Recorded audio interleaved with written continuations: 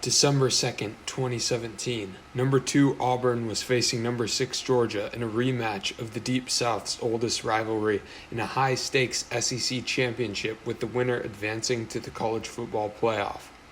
The CFP committee had never allowed a multi-loss team into the bracket, but there Auburn was, sitting in an unprecedented number 2 position with a 10-2 record, one win away from making history. But to see how they got here, we must start from the top. Auburn entered 2017 returning a standout defense featuring Carlton Davis, Jamel Dean, and Dontavius Russell. In addition, they added Baylor transfer Jarrett Stidham to a backfield with Kerryon Johnson and Cameron Petaway on the offensive side. Schedule-wise, Auburn faced the usual daunting SEC West slate, a matchup with number 1 Georgia, and an additional out-of-conference date with number 3 Clemson.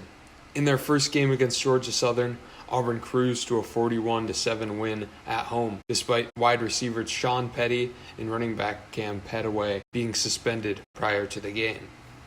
After that cupcake opener, Auburn's schedule ramped up immediately with the matchup against Clemson in Death Valley.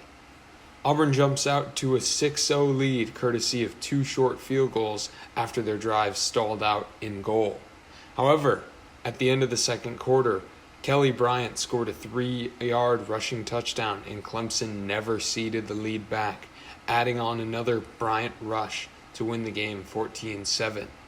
Auburn finished with 117 yards overall and just 13 on the ground, partly due to the Tigers letting up 11 sacks on the game. Auburn's 6 points were the fewest since they were shut out at Alabama in the Iron Bowl in 2012. The next week, Auburn was able to bounce back with a win over FBS Mercer 24-10. However, 5 turnovers, 4 of which being fumbles, made this game much closer than it should have been. The rushing attack was finally able to find its footing in Auburn's 4th game against Missouri, with Kerryon Johnson, in his first game back from an injury sustained in the first game, rushed for 5 touchdowns en route to a 51-14 win in Auburn's first ever game in Missouri. In the 5th game of the season, it was a battle of top 25 teams as Auburn came in ranked 13 and Mississippi State was ranked number 24. The Tigers dominated from the start, scoring a touchdown on their opening possession. After a Jarrett Stidham fumble, Mississippi State scored a field goal. However, Auburn used the long pass effectively to set up their next touchdown and scoring their 3rd touchdown on a long pass as well. At halftime, it was Auburn 21, Mississippi State 10. Auburn then shut out Mississippi State in the second half, scored 4 more times, giving them a 49-10 victory. In this game, Mississippi State had 7 false start penalties, which coach Gus Malzahn credited to the nearly 87,000 fans in attendance. The next week, Auburn played Ole Miss, and after breaking out a 35-3 halftime lead, the Tigers sat back and won 44-23. In week number 7, number 10 Auburn visited another set of Tigers in another Death Valley. After building a 20-0 lead, Auburn was stunned by LSU as they allowed the Fighting Tigers to go on a 27-3 scoring run and fell 27-23 to unranked LSU. Jarrett Stidham had one of the worst games of his career after a hot start. After completing 7 of 8 passes to begin the game, he completed only 2 more in the remainder of the game. Although his receivers had many drops during the game, the key plays for the LSU comeback were a dropped interception by Auburn's Daniel Thomas, which led to an LSU touchdown later in the drive, and a punt return touchdown by DJ Chark early in the 4th quarter to cut Auburn's lead to 23-21. The Auburn Tigers had only 73 yards of offense in the entire second half, which was a big part of their loss. Sitting at 5-2, with only the ranked win over Mississippi State on their resume, the Tigers were a playoff afterthought at the time, with some LSU fans even clamoring for Malzahn's firing after the horrendous choke. Even so, Auburn became bowl eligible with their 6th win of the year on the road at Arkansas after dominating in a 52-20 victory. Following a bye week, Auburn concluded their 3-game road stretch with their final road game of the year, a trip to Texas A&M. The Tigers claimed a 42-27 victory over the Aggies, but suffered a loss when Cameron Petaway was ruled out for the season with a broken bone.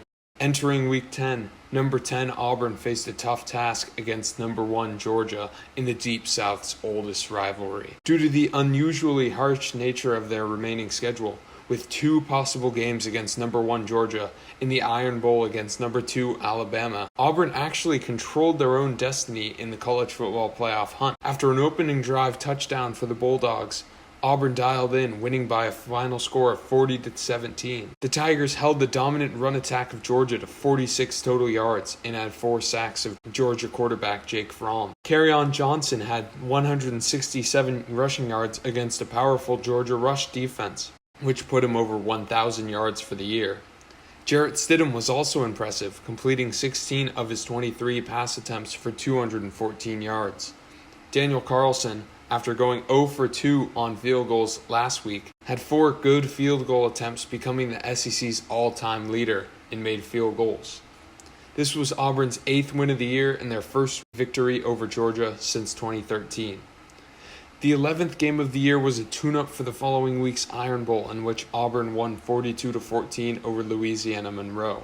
The final game of the regular season was the annual Iron Bowl against new number 1 Alabama, with a trip to the SEC championship on the line. Tigers struck first as Kerryon Johnson took a direct snap and completed an iconic jump pass to Nate Craig Myers. The Crimson Tide responded with a long touchdown pass of their own, but the Tigers went ahead at the end of the first half with a field goal from Daniel Carlson to go into halftime with a 10-7 lead. Auburn then scored twice more and stopped Alabama on 4th down 3 times to win 26-14. Kerryon Johnson suffered a shoulder injury in the 4th quarter, and his backup, Cam Martin, who was replacing Cameron Petaway, injured in Week 9, twisted an ankle while playing for him. Ryan Davis also set the Auburn record for receptions in a single season in this game. The Tigers won the SEC West and advanced to the SEC championship game. In the Week 13 college football playoff rankings, Auburn rose to number 2 in the nation behind only Clemson, who they had lost to in Week 2. At this point, Auburn's resume included wins over number 20 Mississippi State, number 5 Alabama, number 6 Georgia, and losses to number 17 LSU and at the aforementioned number 1 Clemson. So there we go. Back to December 2nd, 2017. Number 2 Auburn against number 6 Georgia in the SEC championship, with the winner advancing to the college football playoff. The CFP committee had never allowed a multi-loss team into the bracket, but there Auburn was, sitting in that unprecedented number 2 position with a 10-2 record, 1 win away from making history. Auburn started out like it was headed for another big win. Jarrett Stidham capped the opening possession with a 6-yard scoring pass to Nate Craig Myers, and the Tigers pushed into position to extend their lead early in the 2nd quarter. That's when the game suddenly turned.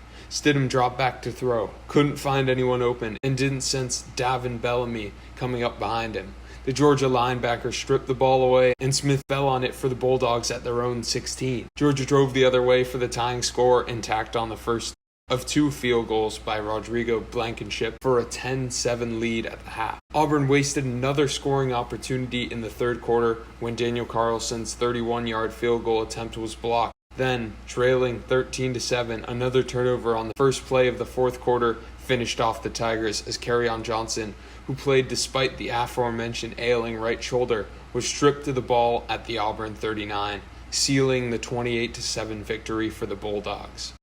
Georgia went on to place as the number 3 team in the country and make the playoff, along with Alabama at number 4 and Clemson at number 1. Alabama and Georgia both went on to win their respective semifinal games and met in the College Football National Championship, in which Alabama won. This meant that Auburn had played the top 3 teams in the country a combined 4 times in 2017, while they sat at number 7 themselves, making this without question the hardest top-heavy schedule a contending team has ever faced in college football before the bowl season. For scale, we can look at the strength of schedule metrics from that season and see that Auburn led the nation despite missing the college football playoff and playing a trio of Mercer, Georgia Southern, and Louisiana Monroe, who did nothing to increase their strength of schedule.